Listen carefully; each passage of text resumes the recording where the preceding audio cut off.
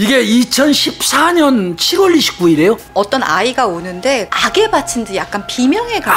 아각거리면서 울었나 보다.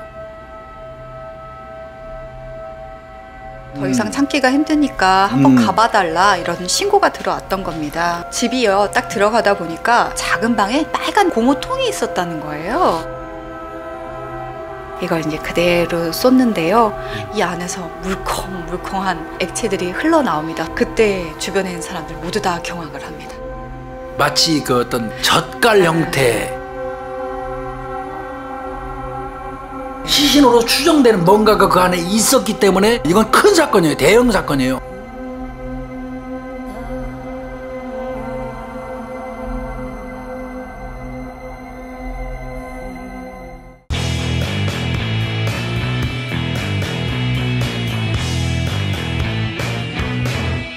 한국의 살인사건 138회입니다. 포천 빌라 고무 통 살인사건이라고 하죠. 이게 2014년 7월 29일이에요. 밤 9시 30분경에 경기도 포천시 포천 소방서예요. 그 119로 신고 전화가 하나 접수됐어요. 어떤 아이가 우는데 그냥 단순한 이렇게 투정이나 이런 게 아니라 악에 바친 듯 약간 비명에 가까워. 아각거리면서 울었나 보다. 저녁부터 밤 9시까지 계속 이렇게 아이가 운다는 거예요. 그래서 더 이상 참기가 힘드니까 한번 가봐달라 이런 신고가 들어왔던 겁니다. 현장에 이제 119와 경찰이 같이 도착합니다. 그 시간이 9시 40분. 정도 현장에 도착을 하는데요. 가다 보면 이제 문을 두들겼잖아요. 근데 대답이 없어요. 그래서 그 2층이니까 집 뒤편 쪽으로 이렇게 해서 사다리를 타고 2층으로 창문을 열고 베란다 통해서 집으로 들어갑니다. 처음에 그 옆집에 사는 사람이 문을 두드리러 갔는데 거기서 이제 이렇게 애가 좀 문 좀 열어달라고 이렇게 소리를 듣고 문을 치면서 열어달라는 소리를 듣고 이제 그 신고자가 경찰관하고 이제 소방관한테 112로 신고를 한 겁니다. 일단 애가 이제 문을 못 여니까 그 당시에 그 신고자가 그때 당시에 이제 운동 나왔다가 그 이제 집안에서 나오지도 않고 치약 시기가 됐는데도 학교를 안 다니고 그러니까 걱정이 돼서 문을 두드려 본 거예요. 그러니까 이제 아이가 안에서 이제 문을 열어달라고 이제 소리를 질러가지고 그래서 이제 신고를 하게 된 거고, 이제 소방관하고 경찰관이 가보니까 그 친구 혼자 문을 안에서 못 여니까 이제 안으로 해서 사다리를 타고 들어간 거죠. 딱 들어갔는데 집안에 그 파란 아주 대용량 그 파란 쓰레기 봉투 있잖아요, 교수님. 그렇죠. 그 다음에 집안 전체에는 이 곰팡이가 가득하고, 그리고 이제 안방하고 아까 작은 방이 방 두 개라 그랬잖아요.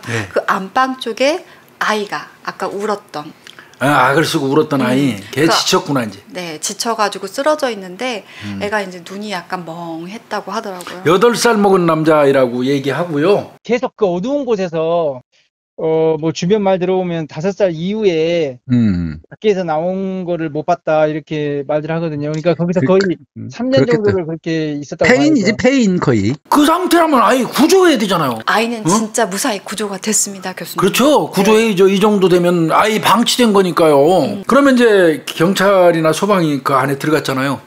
도대체 이 알 수 없는 악취, 쓰레기 이외의 악취. 근데 아마 서 팀장은 아마 짐작컨대 그 냄새 알 거예요. 현장에 갔던 사람들은 그 느낌을 알아요. 이게 그냥 고기 썩는 냄새랑도 달라요. 근데 이제 그 특유의 냄새가 있는데 작은 방에 무슨 큰 빨간 고무통이 있었다는 거예요. 그게 그 작은 방에 있는데 위에 이불로 이렇게 덮어놨더라는 거예요. 그러니까 이 사건이 이 고무통에서 이제 시작이 되는 거예요. 그 물건들이 이제 옆에 있는 책상에 옮겨놓고 뚜껑을 열어보니까 이제 그 고무통이 비닐로 덮여져 있으면서 그 안쪽에는 이제 약간 그 보라 색깔 이불 같은 게 깔려져 있었죠. 시신이 이제 보였는데 우리는 이제 그거를 항구인 줄만 알았어요. 항구로 알고. 영안실로 가서 아내를 이제 세밀하게 조사를 하기 위해서 이걸 이제 그대로 쏟는데요.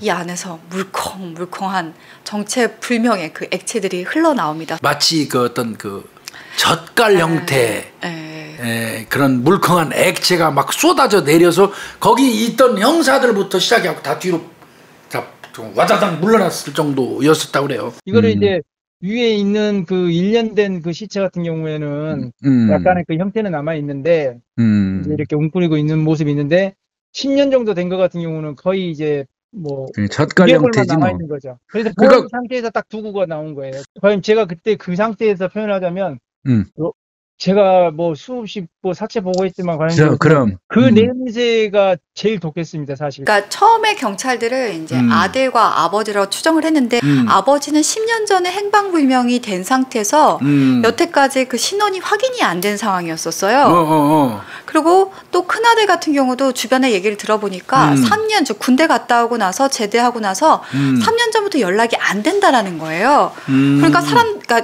경찰이 봤을 때는 일단 남편 아니면 아들, 네, 가능성이 있다라고 해서 이제 그때 수사를 DNA 의뢰는 별도로 하고 뭐 신원 확인은 또 별도로 하고 그쪽에 이제 수사를 했던 거죠. 용의자는 금방 좁혀졌어요. 아이를 방치한 사람이 누굴까요? 엄마죠. 그래서 아마 울고 있던 아이의 엄마 이모 씨라고 50세예요. 이웃 주민들은 얘기하더라고요. 아침에 일찍 출근하고 밤늦게 귀가해서 아이는 늘 혼자 있었다는 거예요. 근데 한 20일 전부터 엄마가 안 보인다고 얘기를 했단 말이에요. 이웃집이. 그러면 이 엄마가 유력한 용의자일 수밖에 없죠. 시신이 두구가 고무통 속에서 쏟아져 나오니까 이건 큰 사건이에요. 대형 사건이에요. 엄마가 범인인지 여부는 모르겠지만 빨리 이 여자를 찾아야 될 입장이거든요. 그쵸. 수배전단 배포해버려요. 수배전단 막 제작하고 막 배포해요. 그리고 한편으로는 휴대폰 그 위치 추적을 계속 하는 거예요. 네. 근데 이 여자가 그 즈음에 그 포천시에 있는 한 마을 정도에서 마지막 신호하고 딱 끊겨버려요. 그 바람에 경찰이 추적하는데 굉장히 어려움을 겪었죠. 근데 어쨌든 마지막 신호가 포천이라고 하는 거 보면 포천에서 20일 전에 일단 나갔었던 거잖아요. 근데 그 주변에 있었다라는 거는 포천을 벗어나지 않았을 가능성이 그렇습니다. 거기에다가 이 여성이 포천 쪽에 있는 공장 같은 데를 주로 취업해서 왔다 갔다 했다는 걸 주변 사람들부터 들었어요, 경찰이. 그러니까 이 여성의 활동 범위는 포천 인근인 거예요. 이 사람이 그러면 아는 사람을 찾아가서 은신할 가능성이 큰데 아는 사람을 찾아갈 거 아니에요? 아는 사람을 찾으려면 뭐를 해야 되죠? 휴대폰 분석을 해서 그렇지. 통화 내역 분석해보면 되죠. 네. 휴대전화를 이 여자의 휴대전화 통화 내역을 이제 경찰이 분석을 했어요. 네. 그랬더니 수상한 흔적이 하나 나와요. 이 여자가 새벽만 되면 전화를 거는 사람이 있어요. 수시로 새벽에 전화를 하는데 그 전화를 수시로 받아줄 정도라면 아주 가까운 사이죠. 그럼 당연히 그 새벽 통화의 주인공을 찾겠죠. 네. 찾았죠. 네. 그 사람 누구예요? 이 사람요 한국인이 아닙니다.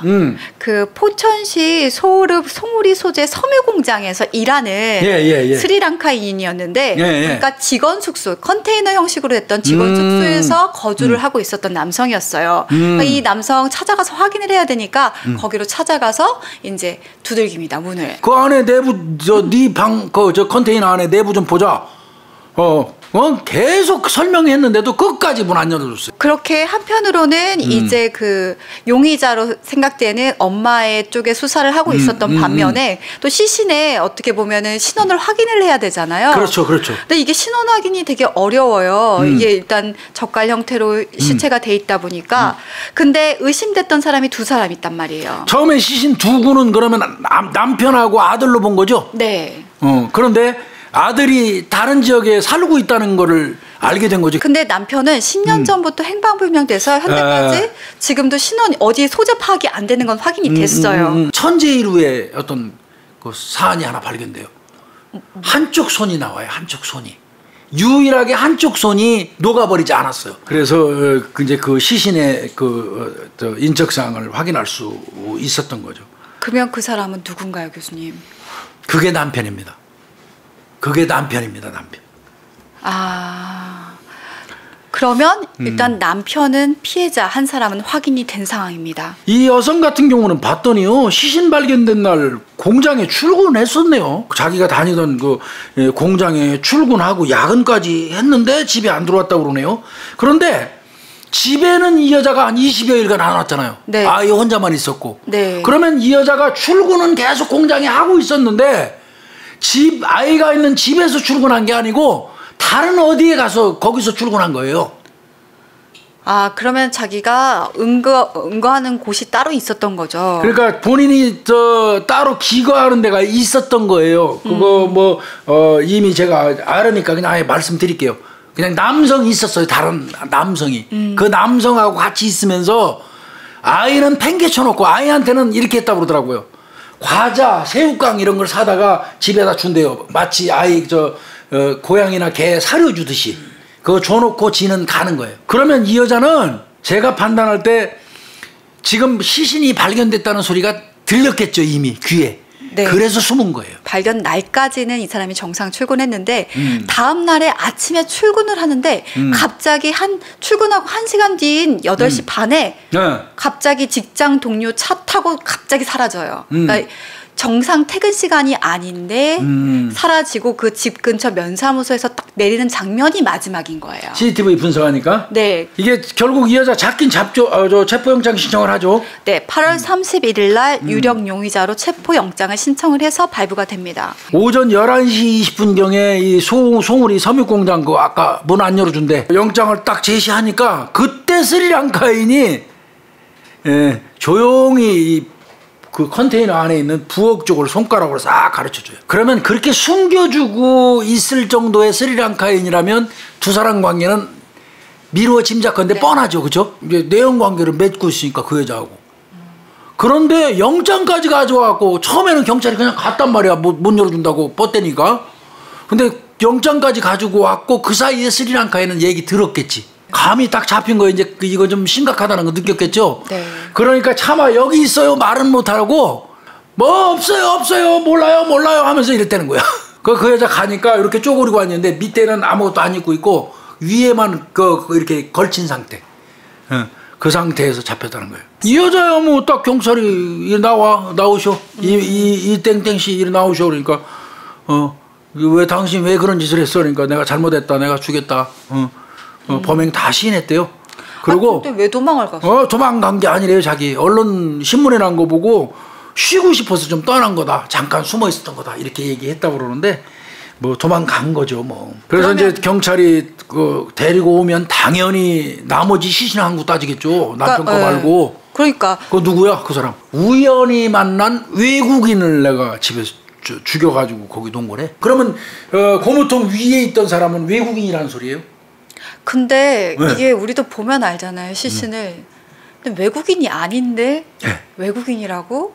처음엔 우연히 만난 외국인이라고 이제 진술을 했다라는 거예요. 그러니까 경찰이 이제 추궁을 했고 그랬더니 내연남 이 씨예요. 그 사람도. 이 여자도 이 씨고 그 사람도 이 씨예요. 내연남이라고 합니다. 그 내연남은 내가 죽였다. 그러니까 고무통 위에 있던 사람은 내가 죽인 거 맞다. 근데 남편은 내가 죽인 거 아니다.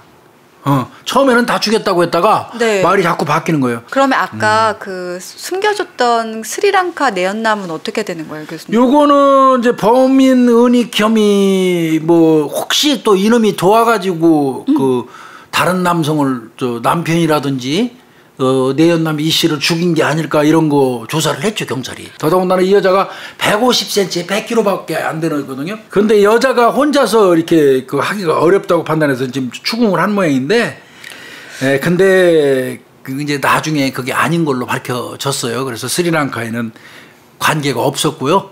근데 이 여성 보면 내연남도 있었고 스리랑카 이 남성도 있었고 일단 남편도 있었잖아요. 남자 관계에 대해서도 조사를 했을 것 같아요. 포천 인근에 있는 모텔 같은 데 CCTV 싹 갔어요, 경찰이. 싹 갔더니 이 여자 잘 나와요. 자주 나와요. 자주요? 자주 나와요. 그 호텔 CCTV에. 갈 때마다 보니까 주로 동남아 계통의 그 외국인들하고 투숙을 하는데 그때마다 남자가 자주 바뀌어요. 근데 아까 그 아이 8살 아이 있잖아요. 큰아들은 되게 나이가 많은 걸로 알고 있는데 그 8살 아이는 그러면 남편의 아이는 아닐 거 아니에요. 이제 확인해 보니까 방글라데시 남자하고 사이에서 난 아이예요. 그래서 그 방글라데시 아빠로 보이는 방글라데시 그 사람은 그럼 어디 있나 하고 확인했더니 이미 본국으로 간 상태예요. 아까 저 1차 진술할 때 남편 죽였다고 했죠. 남편은 자기가 죽였다고? 네. 근데 뒤집었잖아요. 자기가 나중에는 남편은 죽이지 않았다라고 얘기를 했었잖아요. 그리고 첫 번째 때는 그 우연히 만났던 외국인 남성을 살해했다고 했잖아요. 그래가지고 그러면은 너 이 남성 어떻게 옮기냐 그 통에다가 그랬더니 이 남성 우연히 만났던 외국인 남성은 죽였고 또 회사에서 100만 원 갑을 해서 또 지나가는 외국인 남성을 하나 고용한 거네 쉽게 네. 얘기해서. 그러면 그 길 가던 다른 외국인 남성 100만 원 준 사람 그 진술을 하면 찾으면 되잖아요. 거짓말이 뻥이죠. 거짓말이었죠. 네. 자 이제 부검 결과가 이제 그 즈음에 이제 진행할 때 나왔죠. 네. 일단 남편은 특정이 됐었지만 그래도 정확하게 그럼요. 네. 뭐 법적으로 돼야 돼요. 과학적으로. 이 남성이 진짜 남편인지 확인을 해야 되는데 이제 부패가 일단 그래도 많이 진행됐구나. 되긴 했지만 좌측 네 번째 손가락에 쪽지문이 요거네 이렇게 환지면 요거네. 네. 요거 네. 환지 끼는 손가락 왼쪽 그쵸. 요거 쪽지문이 나왔다는 거잖아요. 네. 그 쪽지문이 있어서 대존을 할 수 있었던 거죠. 그래서 이제 이 여자 계속 조사하니까 그 남자에 대해서 위에서 발견된 남자에 대해서 이제 계속 아마 추궁했죠. 외국인 주겠다고 했다가 이제 내연남으로 밝혀진 그 경위를 좀 설명을 해줘야 할 것 같네요. 네, 아마 이 내연남이 이 여성도 제과업체를 다녔어 공장 같은데 한과 공장이에요. 한과. 그 당시 49살 남성인데 미혼이고요. 이 여자하고 내연 관계를 맺기 시작하면서 이거 회사에 소문이 나기 시작한 거야. 그래가지고 사장이 이거 안 돼. 이게 2013년 10월 달에 들통났다고 그래요. 그렇게 하다가 잘려버렸어요. 남자 해고시켜버렸어요. 사장이 끝까지 안 되니까. 근데 이 남자가 이 여자하고 바로 못 헤어졌던 이유가 뭐였냐면 거기서 벌은 통장 돈 같은 걸 여자한테 맡겨갖고 거의 부부처럼 생활하고 있었어요. 그럼 이 남성 돈 한 푼도 없네. 오갈 데 없는 거니까 이 남성이 에이씨 나 공장도 쫓겨났고 너하고 이제 그만하려니까 그동안 나하고 같이 쓰고 내가 통장 맡겨서 관리하고 있던 돈 다 돌려줘. 이렇게 된 거예요. 근데 왜 죽여요? 그건 뭐 돈 아니겠어요? 그의 이제 한편으로 이 용의자, 이 여성을 계속 수사를 하고 있는 신문을 하고 있는 과정에 부검 결과가 나옵니다. 그 아까 쪽지문 하나 있었다 그랬잖아요. 그렇다면 이 남자 내연남 맞나 확인을 해봤더니 쪽지문과 이 내연남의 네. 그 지문이 일치를 합니다. 근데 충격적인 사실이 하나 나오죠. 네. 부검 결과에서. 두 시신 모두 약물이 검출이 됩니다. 8월 6일 날 국가수에서 두 남성 다 몸에서 독극물이 나왔습니다라는 통보를 한 거죠. 독극물이라고 하기는 그렇고 그냥 약물. 이 독시라민이 이게 두 시신 모두에서 검출이 됐어요. 이거 경찰에서 볼 때는 이게 두 사람한테서 이 독시라민이 검출됐다면 이 여자가 혹시라도 이거 졸음 오는 거 술 같은 데다가 섞여서 먹여가지고 기운 못 차리고 비실비실할 때 살해한 거 아니야? 이렇게 본 거예요 경찰은. 이 상황에 대해서 그러면은 계속 추궁을 했겠죠. 너 남편도 죽이고 내연남도 죽인 거 아니냐. 근데 내연남 같은 경우는 살해를 부인할 수 없던 게 목에 일단 스카프가 매어져 있어요. 매어져 있다 보니까 이걸 이제 살인을 부인할 수 없는 상황인데 남편은 계속 번복을 한단 말이에요. 내가 살인을 하지 않았다. 그럼 남편 어떻게 죽었는데 이렇게 물어보게 되잖아요. 맞아요. 네. 그랬더니 이 여성 10년 전 자고 일어났더니 남편 밥 먹으라고 내가 깨웠는데 그때 이미 죽어 있었다. 그 다음에 진술할 때는 자고 일어났더니 남편이 베란다에 쓰러져 있었다. 또 이렇게도 바뀌어요. 그리고 그때 세상 물정이 어두워서 신고 방법을 몰랐대. 이게 말이 돼요? 그리고 조사받는 게 너무 힘들 것 같아서 그냥 이불을 덮었고 끌어다가 베란다에 잠깐 놔뒀다가 이후에 시신을 고무통에 담았다. 이렇게 진술을 했어요. 이 여자가. 자, 그러면 경찰이 또 생각할 수 있는 게 있습니다. 그때 당시 큰아들이 고등학교 2학년입니다. 그렇습니다. 아빠가 사라진 거, 아빠 사라진 걸 몰랐을까요? 알았대요. 학교에서 아들이 돌아왔는데 아빠가 이렇게 쓰러져 죽었다고 얘기를 하고 그 장례를 치르겠다고 하면서 일단은 고무통에다가 넣자. 그래서 아들하고 같이 그 아버지를 고무통에 넣어갖고 작은 방으로 옮겼다는 거예요. 그러다가 또 딴 얘기도 하죠. 그 보관한 이유에 대해서 시신. 내가 남편을 너무 사랑해서 남편하고 평생 같이 있고 싶어서 시신을 보관했어요 라고 주장을 합니다. 근데 큰아들도 사실은 아버지가 10년 전에 자연사했고 어머니랑 함께 그 아버지 시신을 옮겼다고 진술을 해요. 근데 큰아들 같은 경우는 어쨌든 시체를 은닉한 건 아니에요? 그렇죠. 근데 시신은닉 같은 경우는 공소시효가 있잖아요. 공소시효 사체은닉 공소시효 7년이 지난 거잖아요. 어차피 그건 처벌 못하는 거고요. 그러던 중에 또 이제 검사 결과가 하나 더 나옵니다. 아까 교수님이 얘기했던 독실암이 빼놓고 또 그 약물 성분이 하나 더 검출이 됩니다. 그게 아테놀롤입니다. 이게 지금 보니까 독실암이라고 아테놀롤 두 개를 이거 남편 같은 경우는 처방한 걸로 보여요. 네. 그래서 그러면 일단 남편이 무슨 지병이 있었고 그와 같은 약물을 먹었는지 여부를 경찰이 이제 확인해야 되잖아요. 한 번도 남편이 그와 같은 약물을 처방받은 적이 전혀 없어요. 그런데 이 여성 같은 경우는 우울증으로 독실아민이 들어있는 이거 약을 처방을 받아갖고 약국에서 구입한 게 나와요. 고혈압이라든지 이런 다른 질병 자체가 전혀 없었다는 거예요. 아, 근데 갑자기 사망을 했는데 그 안에서는 남편이 복용하지 않았던 약 성분이 나온 거죠. 그러니까 이게 거짓말 탐지기 조사할 때도요. 남편 살해 부분 관련돼서는 진실 반응 나오는데 약물 관련 사용 그 진술문할 때는 거짓 반응 나와요. 그러니까 이 여자 거짓말하는 건 명백해 이건. 내연남 같은 경우는 다른 성분이 하나 더 나오죠. 졸피뎀 성분이 또 나오고. 네. 네. 그러니까 그거는 명백히 살해예요. 졸피뎀 먹이고 살해한 거예요. 그거는. 우발적 범행이 아니네요. 더더군다나 내연남 같은 경우는 제가 확인한 바에 따르면 이 남성 내연남을 죽이고 난 이후에 남양주 집이라고 그랬잖아요. 네. 남양주에 있는 이 내연남의 여동생한테 전화해갖고 나랑 만나던 네 오빠가 다른 여자하고 바람나고 사라졌으니까 앞으로 나한테 전화하지 말고 전화도 걸은 적도 있대요. 그렇다면 뭐 이제 다 어떻게 보면은 이 범행의 과정들이 다 드러난 편인데 도대체 남편은 왜 죽였을까? 그래서 이제 원인을 찾는 거죠, 그렇죠? 네. 그랬더니 이제 보니까 과거 1995년이에요. 그때 교통사고로 죽은 작은 아들이 있는 거예요. 네, 맞아요. 그래서 그때 남편하고 네가 잘했네, 내가 잘했네. 작은 아들이 너 때문에 죽었느니 너 때문에 너가 문제였다라느니 이렇게 다퉜나 봐요. 용의자 이 씨 말로는 자기가 그때부터 우울증이 왔었다 이런 식으로 얘기를 했다고 하더라고요. 아니 그리고 그때 이제 아들 사망보험금이 나왔는데 남편이 그 여자하고 그 돈 가지고 문제가 있었다는 거예요. 사망보험금 나온 거를 남편이 가지고 여자 관계가 있다 보니까 또 다른 여자 만나서 집을 자주 나가고 그래서 갈등이 있었다. 그러다 보니까 2006년에서 2010년 사이에 남편 살해했을 가능성이 높다고 본 거고요. 내연남 같은 경우는 이제 아까 말씀드린 것처럼 목에 스카프 발견됐잖아요. 스카프. 네. 스카프가 한 3번 정도 이렇게 있으니까 이거는 누가 봐도 죽인 거잖아요. 그쵸. 그러니까 이거는 부인 안 한 것 같아요. 근데 검찰 조사에서 이 죽인 과정에 대해서도 잘 기억이 나지 않는다. 이제 그거는 이제 코치받은 거죠. 네. 심신미약으로 가는 거지. 근데 우리가 아까 아이가 울어서 이제 신고가 처음 된 거잖아요. 그렇죠, 그렇죠. 그럼 아이를 학대한 정황도 있잖아요. 예. 그럼 살인 플러스 아동 학대까지 같이 적용해서 보내야 되는 거 아닌가요? 처음에 이걸 안 했어요. 아동 학대 관련돼서. 아동 방임한 것도 명백히 아동 학대잖아요. 네. 그래서 막 요란스럽고 했었는데 나중에 보니까 판결문에는 아동복지법이 들어가 있더라고요. 재판이 진행이 됐습니다. 8월 27일 날 의정부지검 형사 3부 부장검사 윤재필 그 재판장에 의해서 이제 1심이 시작된 거죠. 예. 포천경찰서는 1명 살해.